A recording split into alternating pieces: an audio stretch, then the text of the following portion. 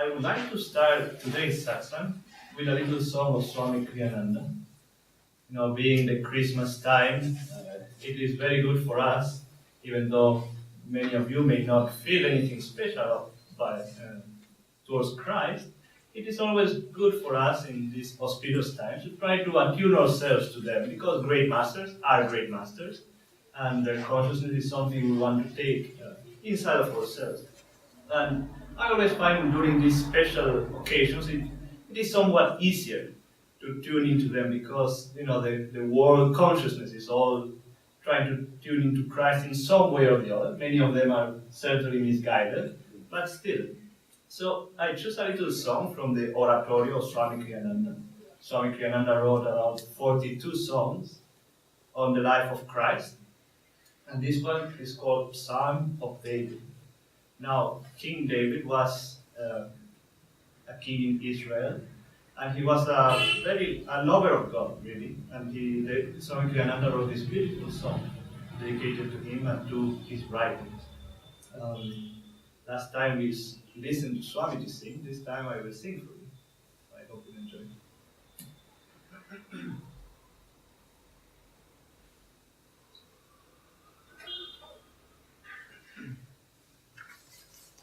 I will lift up mine eyes unto the hills, from whence cometh my help.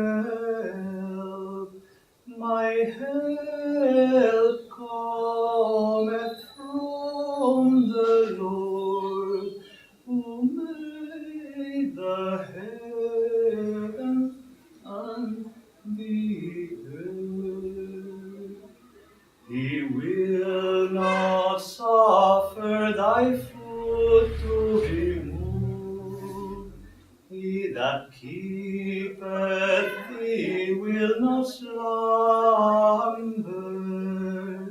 Behold, he that keepeth Israel shall neither slumber nor sleep. The Lord is thy keeper. The Lord is thy shade upon thy right hand. The sun shall not smite thee by day, nor the moon by night. The Lord shall preserve thee from all evil. He shall preserve thy soul. The Lord shall preserve thy going out and thy coming in from this time forth, and even forevermore.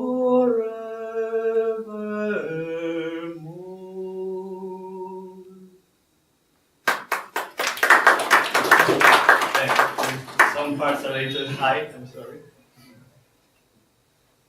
Now.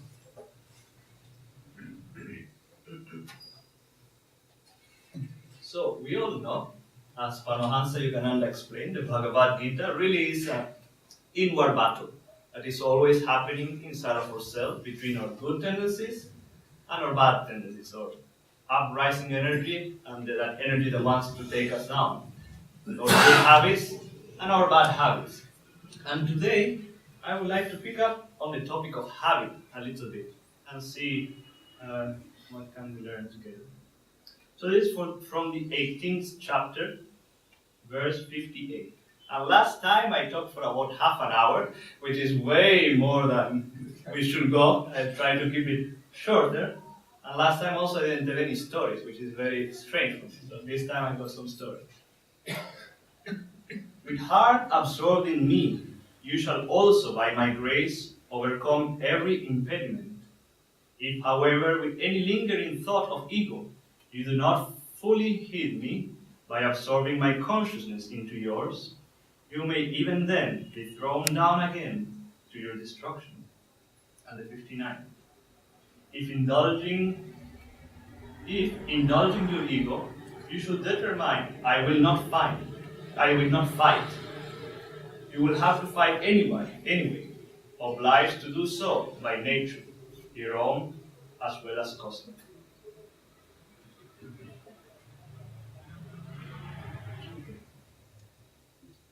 So, this topic of habit is something that, of course, we all know. We all have good as well as bad habits.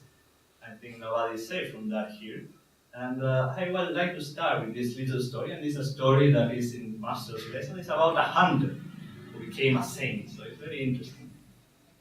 This happened way back in India, in Bengal, and this hunter, he would like to shoot at birds. See, he would just go around the forest shooting at birds and just killing them for fun. He would not use the birds for anything, not for feeding himself. It was just a sport for him.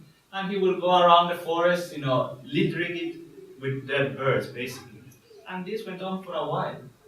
So at some point, of course, the population of birds went down, and the remaining birds, they got something, they got a little smart. And every time he was coming close, they would fly away. They would go away before even he could shoot at them, before he could even see them. Somehow they were all together and they could avoid him. And then the hunter, for days, he could not even shoot at one bird, so he got really angry. And, to appease himself, he went walking through the forest a little bit, trying to calm down. And he came to a small lake or a river, where he saw there was this orange-garbed man. He was just taking a little bath in the river. But the most important is, all these birds were coming to him. He was a saint. And all the birds were attracted to him, and he could barely move because all the birds were, in so much love. Like St. Francis of Assisi, he also used to talk to the birds and be with the bird. So this hunter, he devised a plan. I know what to do.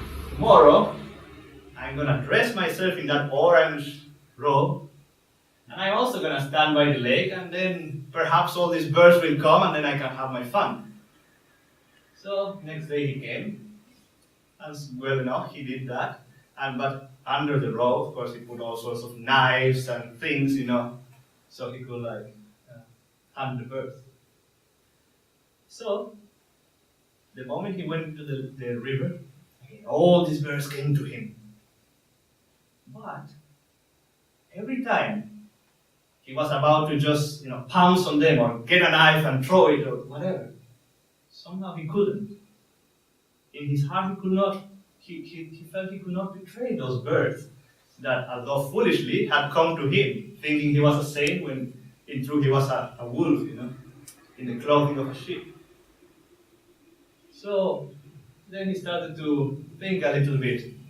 Imagine if only the outward garb of a saint can have so much power over these animals. Imagine how much a real saint, how much power he can have over other people, in a good way, of course, and over everything around him. And like that, he started reflecting, and he went to a complete transformation. And he dropped everything, and he went out of the river, and really tried to become a saint. And he did become a saint. And he was very well known because all the birds would come to him, and he would talk to the birds, and he would feed the birds. And he had a total transformation there. Now, the moral of this story, there can be many, but the one I want to point out, because it's something very important for us as well when we are trying to overcome all those bad tendencies that we may have within ourselves. And sometimes it is okay for us to put a garment of what we are not yet. So to say, it is much better for us to express goodness, even though we may not fully feel it in our hearts yet, than it is to express wickedness because that's what we feel. You see?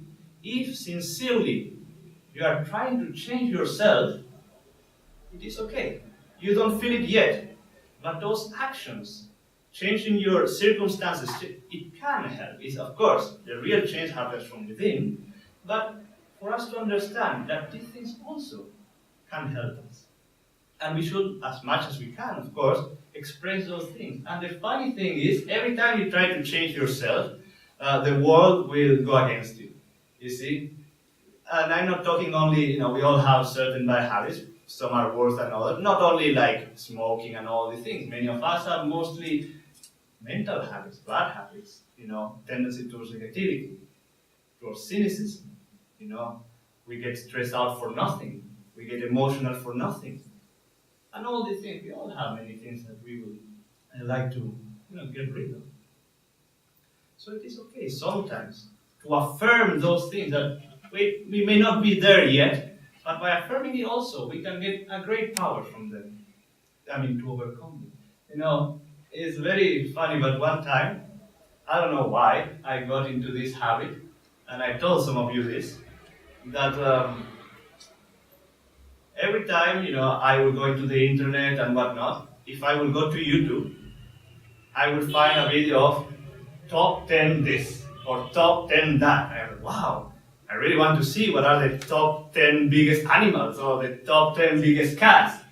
And then, how it happens. The feed that beside it will give you more top 10. So I say, okay, I see the top 10 cats, now it's time to see the top 10 dogs. And then the top 10, it was a very silly thing, and somehow it got me, you see. And then, I will go again in my computer, and sometimes I will see YouTube there, and now there's top 10 this. Oh my God, I should watch it. You see, it was very silly, certainly. And I said, I'm so tired of this, wasting my time. But somehow, I was curious, so I would click on it. And sometimes those videos would take 10 minutes, and if you watch 2, 3, it starts adding up. And then this brilliant idea came to me, like genius. If I go to my history and delete all the history, then they won't come there anymore. So if I don't see them, I won't want to watch it. And sure enough, that was all. That was all I had to do, just change a little bit that.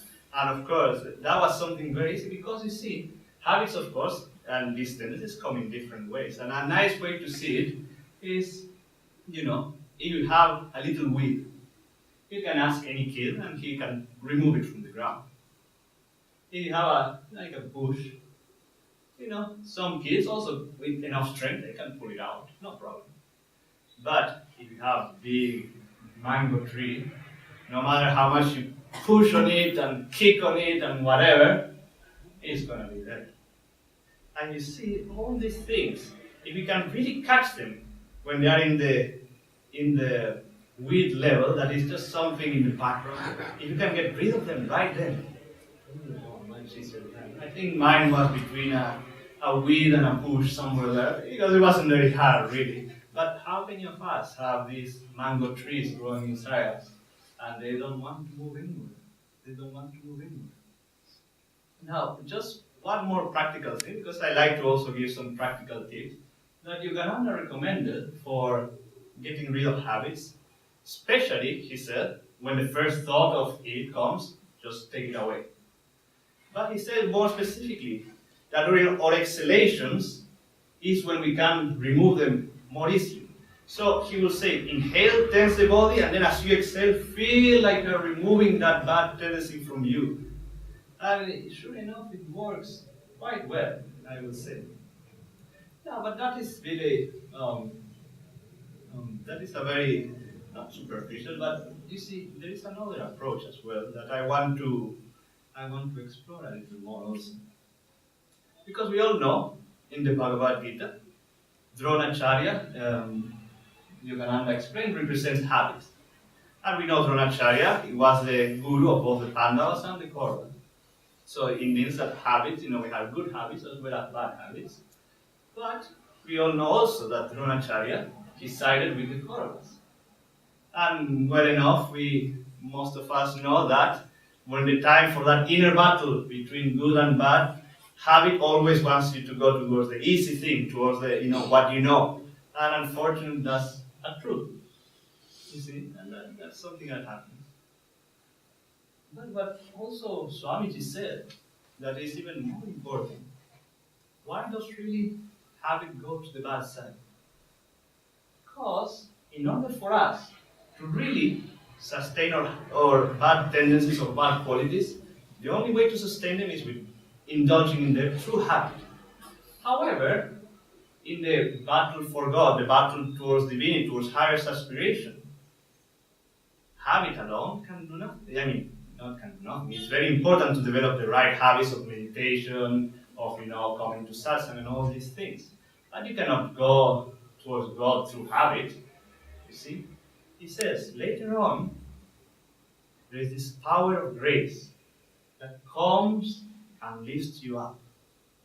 And is it in that grace really that everything will be removed from us? You see? Now, and that is what brings me to the next verse of the Bhagavad Gita. Or this is actually what Krishna says in this verse that we already read. With heart absorbed in me, you shall by my grace overcome every impediment. And then he goes, because after the one, in the number 60, O son of Kunti, that momentary delusion, the ripened fruit of past karma, which has now made you reluctant to fight, will be snatched from you by another good karma, and you will find that you have no choice but to fight anyway. And to me, such a beautiful thing to think. But yes, we have to put our effort. You can understand the spiritual path is 25% our effort, 25% the Guru's effort for us, and then 50% the grace of God.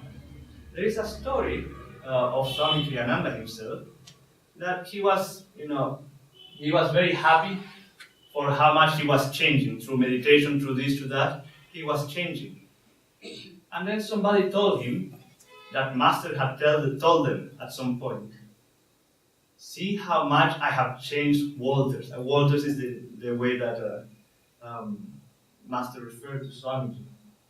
That to say, we think we are changing ourselves. We think that it is us who are doing all of this, and in a way it is, because if we cannot put at least that much effort, that grace won't be there. And of course, that 25% doesn't mean we do a quarter of our job. No, put our 100%, and then they will respond.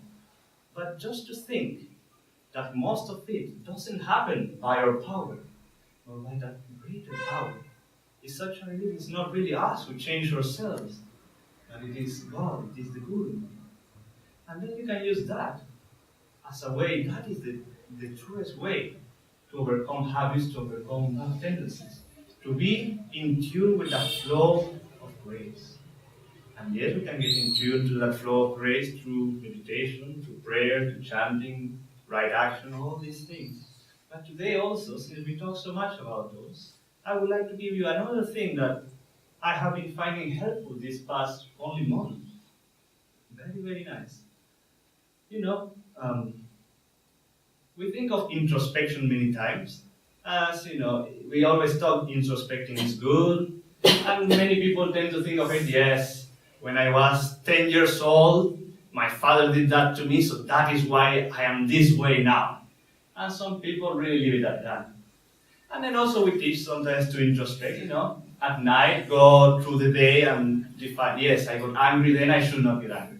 Yes, I was a little jealous, I should not be jealous. And it is also, that's helpful too.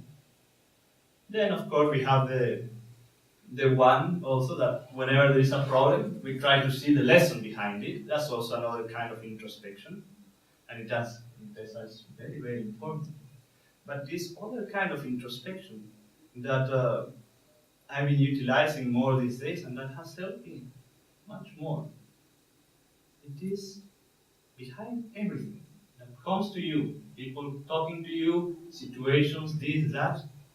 Instead of trying to see the lesson, which is important, but also sometimes it's pretty obvious, let's face it. Most things come because we are too attached, we are too egoic, this or that.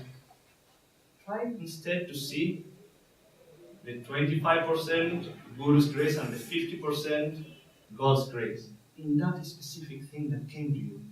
Try to see how that situation is actually a blessing for you. And and it only came through that grace. And all you have to do is cooperate with that grace. And that can be very hard to do many times.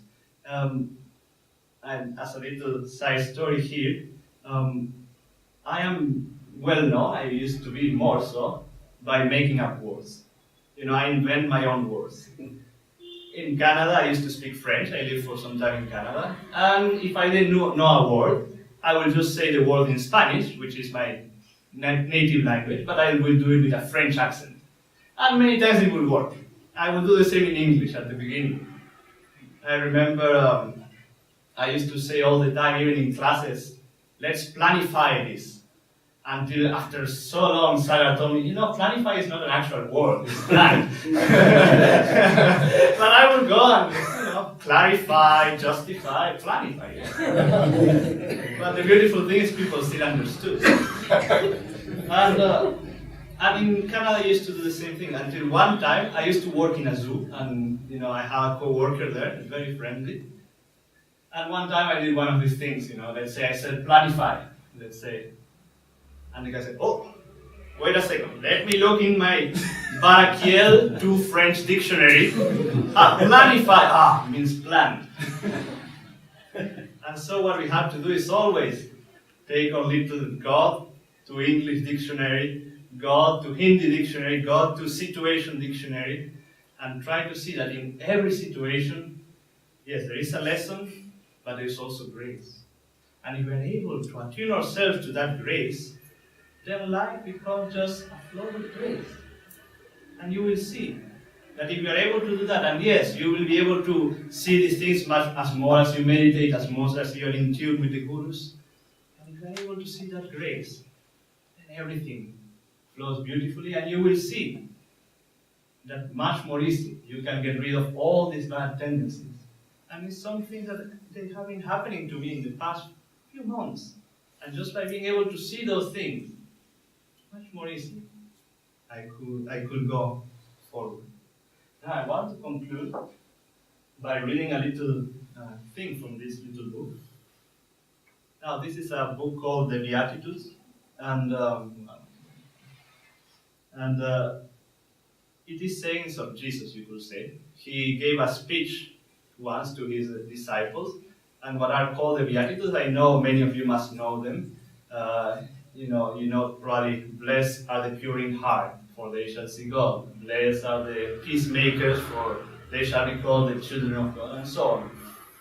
And this is the Beatitude number 3, and I like to also bring in Jesus, because not only because we are getting to preach, but also when I think of Krishna and Jesus particularly, that thought of grace comes to me, more than looking at any of the other masters. And really, especially maybe, because if you think of it, the greatest miracle, the greatest blessing, is that after 3,000 and 2,000 years, they can still inspire so many people. They can still uplift so many people, even though, their body has been gone for so long. And for me, they, in a way, very special way, they represent that grace. So I will read the Beatitude, which is what the little part is called, and also Swamiji's explanation of it, because they all have deep explanations, which we are not easy to say. It says, blessed are the meek, for they shall inherit the earth. And Swamiji explains, blessed are they who live not aggressively or self-assertively, but in harmony with nature and divine law, for they shall be supported in return. So he's saying here, our goal really is to always live in attunement with that divine law, and then the divine law will help us and will uplift us. And really, when we are able to live that way, that is the true way to overcome all our bad tendencies. yes, we have to put the effort, we have to try to clear the history in YouTube and all those things, but in the end, it is not us who change ourselves. It is always the divine, and we should always keep that in mind. And then everything will go much more smoothly. Okay? Thank you.